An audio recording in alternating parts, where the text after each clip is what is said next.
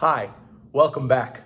I'm Rabbi Austin Zoot, and we've been pretty busy around here in the Jewish world with the high holidays these past couple of weeks, and the high holidays continuing with even more celebration in the next couple of weeks. And while we were doing this sacred work, while we were coordinating all of this prayer and ritual and all of these other beautiful ceremonies, I came across a reading that my congregation read that I found particularly interesting, especially in the context of the conversation that we're starting to have. And I wanted to share it with you. This reading, which we read at Rosh Hashanah, the start of our new year, goes as follows. Many have said to the work of their hands, "You are our gods." Strange then to see the emptiness and those who cast you out. Strange to see the agonies of our time grow more numerous and more intense, the more our worship centers on ourselves. Strange that men and women grow smaller without you, smaller without the faith that you are with them. We pray, therefore, that this day, which yet restores your people, may help us come close to you, the living God, the God of life. For you are with us whenever we seek your presence. You are absent only when we shut you out, only when, full of ourselves, we leave no room for you within our hearts. Now, this is a beautiful sentiment. The idea that the world is so filled with things that we prioritize over our spiritual well-being. We know in our society that there are many calls for self-care, and self-care comes in the form of many different things. It could be physical health, it could be mental health, but it also could be spiritual health. And dare I say, spiritual health is one of the places we neglect most often. But I also noticed when reading this passage that it would be easy for someone who doesn't spend much time with us to think that this is an incredibly condescending line. Who are you, someone might think, to tell me what my priorities are? Who are you to tell me that I need this thing that you're selling because you want me to come participate when my life is busy for any number of very meaningful reasons? Who are you to decide that these are gods of my hands and not sacred work? I hear that. I don't think that's the sentiment the reading was trying to articulate. I don't even think that's the reading you should have of the passage. But I do understand why a passage like that, without context and devoid of understanding, could come across as incredibly abrasive, could come across as a distraction from the work we're trying to do. Now, this makes sense because for many of our community, Rosh Hashanah and Yom Kippur are the two holidays that are most popular. There are people who come into our sanctuary for the first time in a year on those two holidays. Not just our congregation, any congregation in North America. There are Jews who choose to engage only once or twice a year. And while Yom Kippur and Rosh Hashanah are meaningful holidays, they're big holidays, they're beautiful holidays, there are also our most buttoned up holidays. There are our most formal ones. If all you see of Judaism is those two holidays, you have a very particular image of what we do around here. And that can be pretty problematic, especially because after engaging over the past 10 days, you might miss out on the excitement of what comes next.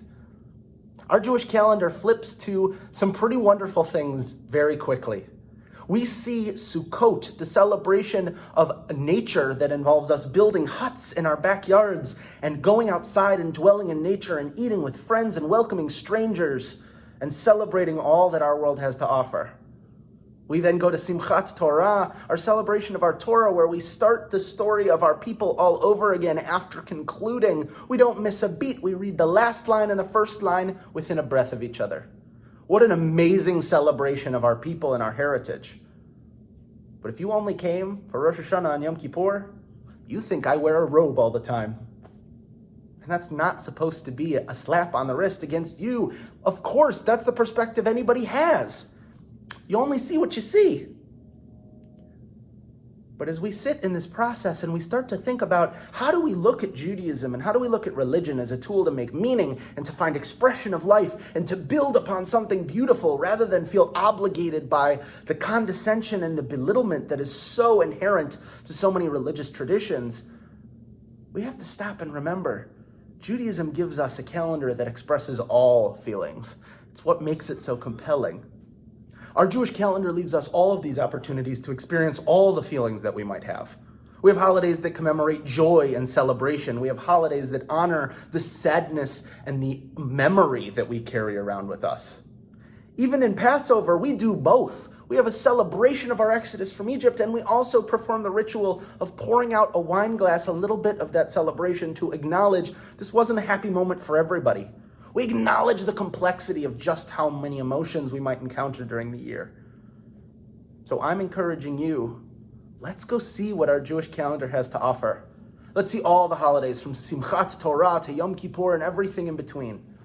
We get the opportunity to see just how beautiful it is that we all can come together and feel all of the emotions that are inspired within us, not just the ones from the high holidays. And as we come back to this reading that talks about how we prioritize other things, that's a reality in our world. There are so many things pinging for our attention, constantly demanding that we pay attention to them. It's not a condescension, that's a reality. And when we use the language of come back and join us, that's not telling you you've been in the wrong place. It's not telling anybody they've been doing it wrong. It's simply saying, we know what it's like. We know how complicated the world can be. We think we might have an answer that helps you. Come take care of your spiritual health just as much as you take care of your health in all the other areas, and we'll help you along the way. May this year, may this season, may this time be one that uplifts us, that gives us the language for all of the complexities we experience, that gives us the language for joy and the language for pain, that gives us a process for celebrating together and being together in those hard times. Because we don't get to choose what happens to us, but we do get to choose who we surround ourselves with and the processes we go about in order to make meaning of them. So as we continue this plan together, thank you for joining me. For more information, visit rabbiamz.com for sermons and educational opportunities and videos, and we look forward to seeing you next time.